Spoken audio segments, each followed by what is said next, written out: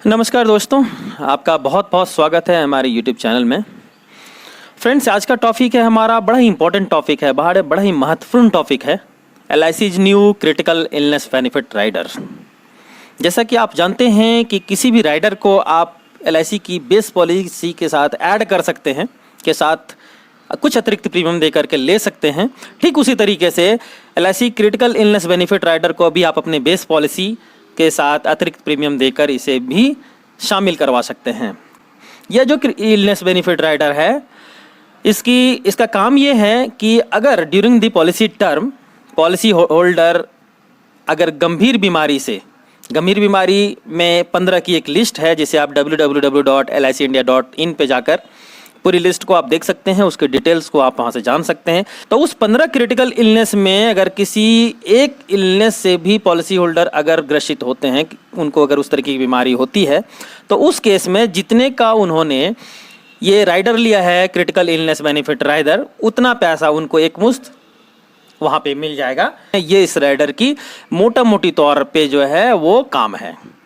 इसमें सबसे महत्वपूर्ण बात यह है कि जितने की आप पॉलिसी लेते हैं, 10 लाख रुपए की पॉलिसी आपने ली, 20 लाख रुपए की पॉलिसी ली, तो उसमें आपको ये छूट मिलती है कि आप 10 लाख रुपए तक का या फिर उससे कम का भी आप जो है वो राइडर ले सकते हैं। जितने का राइडर आपने ऐड किया, प्रीमियम उसी के हिसाब से आपको अतिरिक्त प्रीमियम देना होता है और उसी के हिसाब से फिर जो है वो गंभीर बीमारी में आपको पैसे मिलते हैं। अब आइए इसको समझने के लिए हम लोग उसके कुछ शर्तों को कुछ शर्तों में से जो पहली शर्त है कि इस राइडर को लेने के लिए जो एज है वो ये है कि पॉलिसी होल्डर 18 से 65 वर्ष तक की उम्र का हो, तभी वो इस राइडर को ले सकते हैं। जो दूसरा शर्त है वो ये है कि राइडर का जो टर्म होगा वो 5 से 35 वर्ष तक का होगा।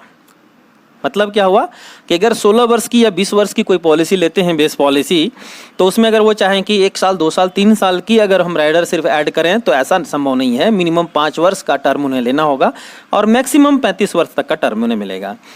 किसके लिए? वो रेगुलर प्रीमियम के लिए।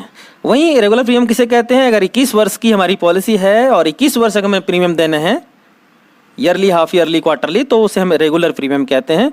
वहीं जो दूसरी शर्त है इसकी वो ये है कि अगर वो लिमिटेड प्रीमियम है, लिमिटेड प्रीमियम का मतलब क्या हुआ कि पॉलिसी 20 वर्ष की है लेकिन प्रीमियम हमें 10 वर्ष देने हैं, 12 वर्ष देने हैं, 15 वर्ष देने हैं, तो उसे हम लिमिटेड प्रीमियम कहते हैं। मतलब पॉलिसी टर्म से कम समय अगर प्रीमियम पे करना होता है तो उसे लिमिटेड प्रीमियम टर्म हम कहते हैं।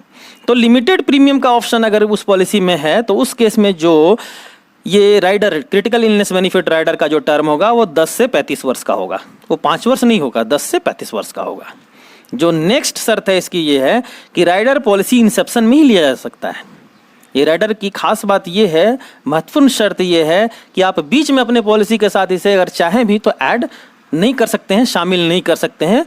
इसे जब आप पॉलिसी ले रहे हों शुरुआत में, उसी समय इस राइडर को भी आप साथ में ले सकते हैं। जो नेक्स्ट पॉइंट है वो ये है कि 75 वर्ष तक की उम्र तक का कवर है। जैसे पॉलिसी हमने ले ली तो जो मैक्सिमम कवर हमारा करेगा, यानी क्रिटिकल इलनेस बेनिफिट राइडर का जो हमें टर्म मिलेगा वो मैक्सिमम हमारी 75 वर्ष की उम्र हो जाने तक ही यह कवर करेगा। जो नेक्स्ट कंडीशन है वो ये है कि फायदे पूरे टर्म में सिर्फ एक बार ही लिया जा सकता है। गौर करें, ये बहुत ही महत्वपूर्ण जानकारी है। यह क्रिटिकल इलनेस बेनिफिट राइडर जो है वो मेडिक्लेम से मिलता जुलता है, क्योंकि यह गंभीर बीमारियों में जो है यह सम एश्योर्ड मिलता है, लेकिन उससे अलग ये है कि आप पूरी पॉलिसी टर्म में सिर्फ एक बार ही इसका फ़ायदा ले सकते हैं। यानी अगर 10 लाख की पॉलिसी में 10 लाख का अगर क्रिटिकल इलनेस बेनिफिट राइडर हमने ऐड किया है और अगर पॉलिसी होल्डर किसी गंभीर बीमारी से, वो 15 लिस्टेड गंभीर बीमारी से अगर ग्रसित होते हैं, तो ऐसा नहीं कि वो जो है 1 साल से ज़्यादा उस पैसे को ले सकते हैं और सिर्फ एक बार ही उनको ये फ़ायदा मिल पाएगा 10 लाख रुपये तक मैक्सिमम का।